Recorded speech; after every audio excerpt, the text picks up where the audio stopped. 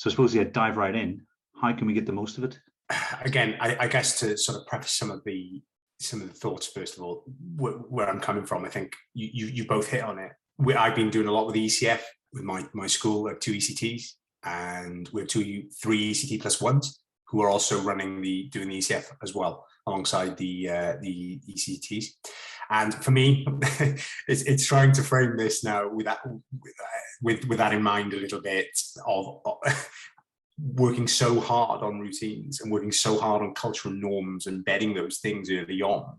We haven't even gone there yet with the teachers, and that's not part. It doesn't come into part of the ECF till a lot later on, and I think there's good reason for that, because, like you said, Kieran, it's getting that culture right first. Now, it's not to say that we want to kill all discussion and put out the flame of oracy in them because our teachers are not skilled, if you will, enough to do it. I'm not for 1 minute suggesting that's the case, because naturally the opportunities for dialogue will present and will, I think it's a very sort of it's a very fluid thing within the teaching process that these points present, because questions arise naturally out of instruction, and I think when questions arise, that there is the opportunity for discussion. Now, that is probably where I would say we would start with the best in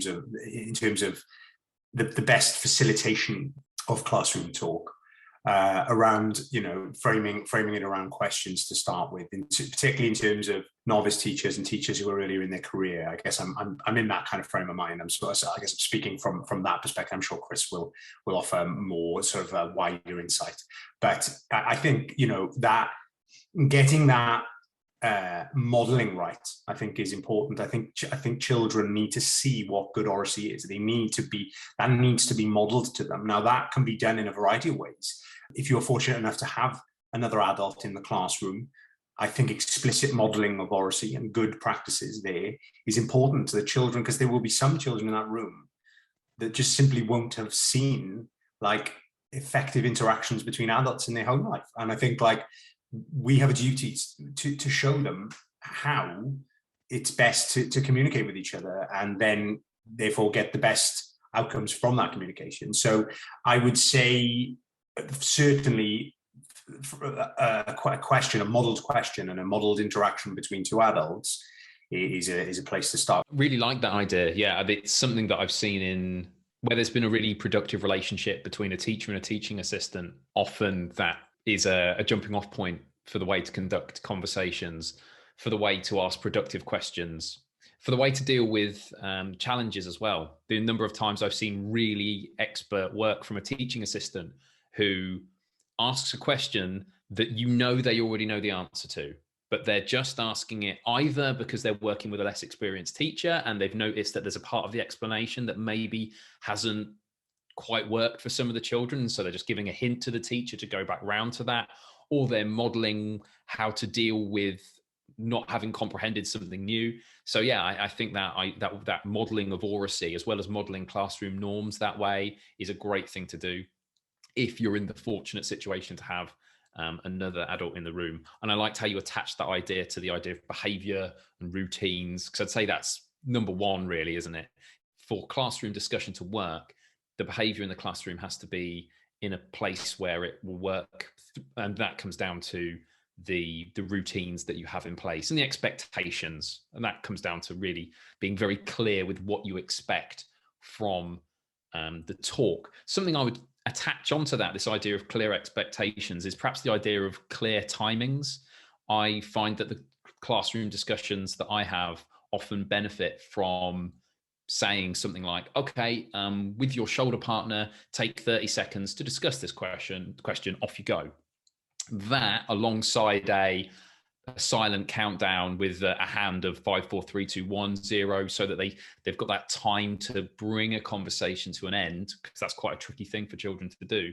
I think that can support in terms of routines. I guess along those lines as well, this idea of embedding routines, this is kind of linked to that. The idea of a seating plan. Those people who know me when it comes to discussions around behavior management will know how important I think careful thought about a seating plan, and being willing to be flexible with that after a week or a couple of days, going, no, this isn't working. This child needs a bit more of my attention. And so they're coming right up front, or whatever it might be. Or these two children, there's a clash there, or they're best mates and they will not talk about learning. They're just going to talk about Arsenal, say. I want them separated, for example. So part of that kind of behavior and routines might be the use of a seating plan. Naturally as well, if you think about seating more generally, if you've got your children in pairs or in fours, how you conduct the classroom talk is going to depend on how they're sat. And I know that sounds really mundane, but if you've got them in pairs, then that's the person they're going to be talking to. And so you need to keep a close eye on whether that's a productive relationship. Whereas if you've got children in fours, you might say, well, talk to a shoulder partner, or you might say talk across the table to your face partner, for example. And then that maybe gives a bit of variety. In short, how you put children around the room will define how that discussion is going to work. The strategy that I go to again and again and again when it comes to talk in class is think, pair, share. I love think, pair, share. I love being able to take the pressure off children's discussion. I love giving children the opportunity to have a think before they start talking. Often in classrooms, I see teachers ask a question, they say, now talk to the person next to you, off you go. And the children that aren't as confident perhaps with speaking or quick off the mark just end up turning to their partner and waiting for them to say whatever it is that they're going to discuss. And I think having that bit of thinking time before they discuss and then before they share it with the class can A, take the pressure off, B, give a nice bit of thinking time, and C, just lead to a slightly more gentle atmosphere for discussion, which I think is preferable. I think you can see that when we say, before COVID, when we used to go to CPD sessions in the same room, and they would open up to tables full of teachers. Let's have a conversation about perhaps something that we've only just learned about. And I certainly don't like that situation, through no fault of any presenter that I've ever, sort of listened to speak, just because if I don't know the person and I don't feel there's an established relationship or boundaries, or expectations for the conversation, I'm reticent to take part. So I can only imagine what children who have, much less life experience than I do feel in that same situation. So yes, that's a really good point you bring up, and I'm thinking, hard not to continually advertise Hawks Farm. But when I went, it's the first time I'd seen Think, Pair, Share executed really effectively. They, like you said, they were in twos, turn to the partner, focus discussion, and then back into the lesson. And all those things that you guys have described, they had those routines in place. So there was the timed element. They knew who they were talking to, and I think it speaks to what you said at the start, Lloyd.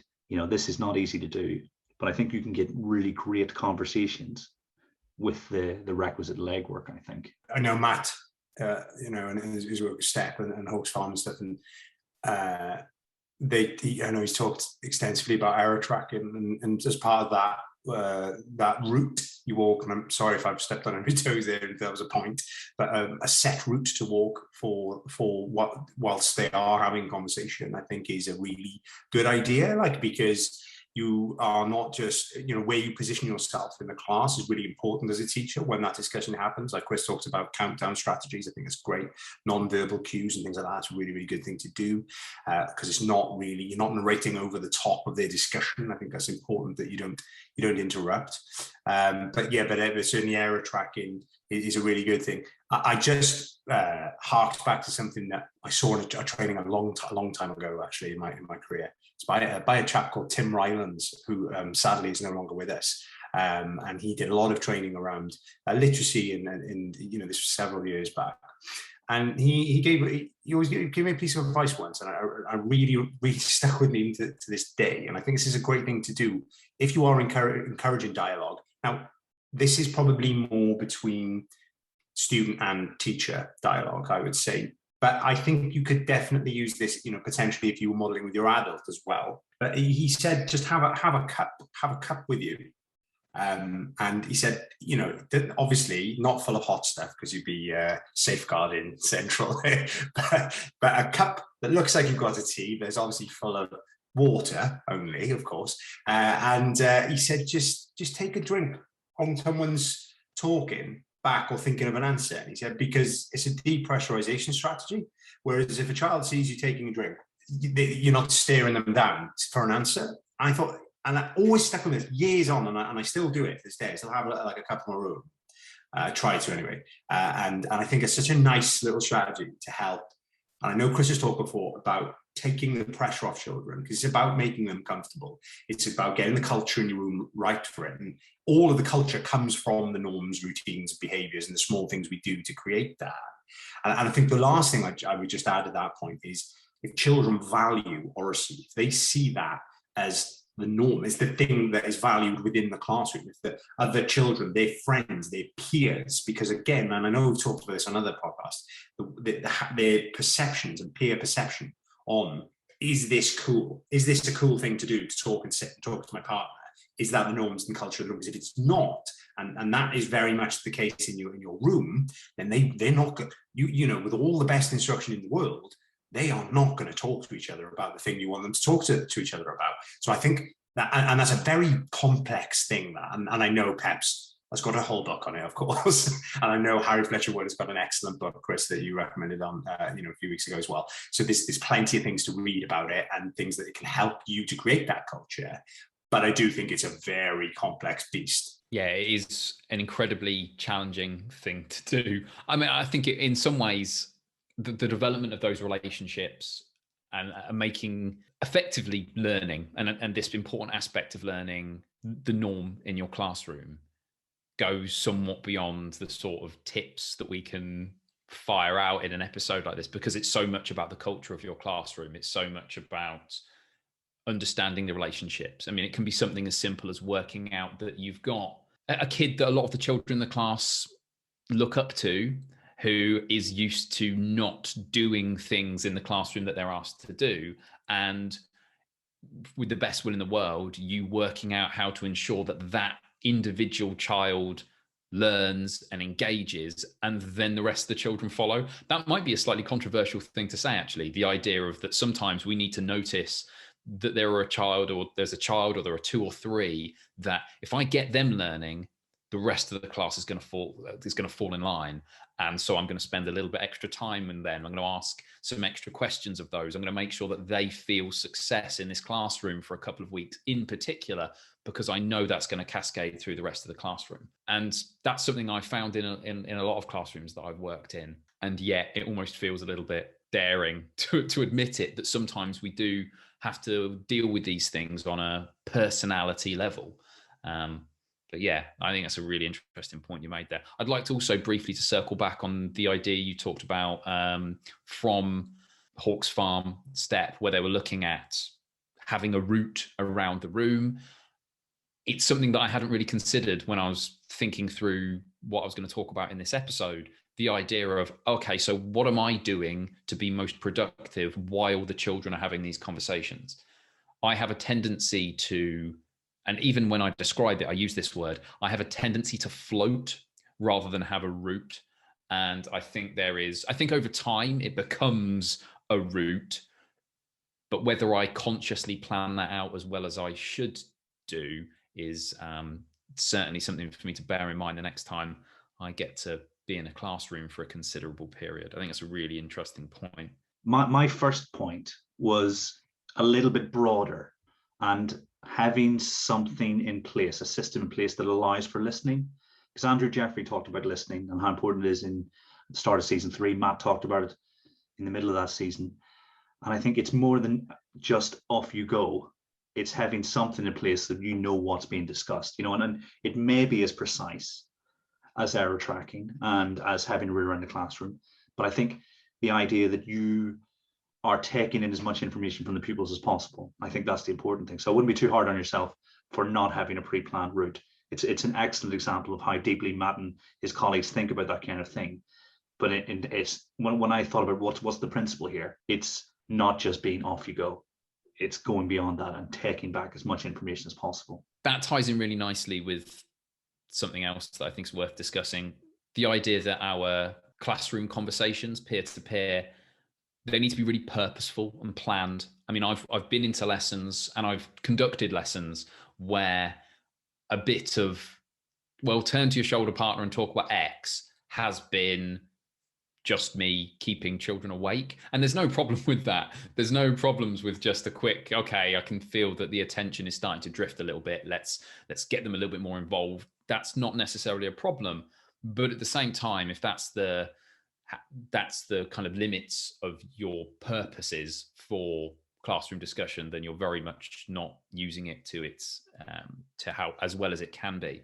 So thinking in advance about, well, when am I going to use this moment of think, pair, share? What question am I going to ask? And going back to exactly your point, Kieran, what aspects of the discussion am I going to be listening in for as I go around the room? What misconceptions am I attuned to? So yeah, I think making sure that it's something that you plan. And again, we've talked about planning recently. That doesn't necessarily mean something you've written down in detail. It just means something you've thought about before the lesson begins. I think there's lots of the little bits and pieces that are really valuable for classroom discussions. Again, this links back to something you mentioned when you were talking about CPD that you've been part of, Kieran. Note-taking. When we talk about think, pair, share, sometimes saying to children before they have their discussion, or even while they have a discussion, saying, well, you've got your mini whiteboards. I would like you, as part of your discussion, to write down 2 things or 3 things or 1 thing, or I'd like you to write down these 3 or 4 things before you have your discussion. That can be really valuable as well. And I don't just think that on a classroom level. I've done enough professional development now, I've led enough professional development that I can see what leads to more productive conversations between adults, and being able to say, okay, we've talked about this. I'd like you to take notes relating to these 2 or 3 questions silently, independently, do that for a couple of minutes. And as soon as you've done that and everyone on your table has done that, feel free to have a discussion. It's far more productive when it comes to conversations about things we've been learning than here are some questions, talk about them on your table. Far more productive because people really explore what they do and don't know when they're taking those notes, which gives them that sense of curiosity and purpose that drives that discussion that comes afterwards. So yeah, just a little bit on think, pair, share, maybe including the use of mini whiteboards and note taking, I found to be pretty positive.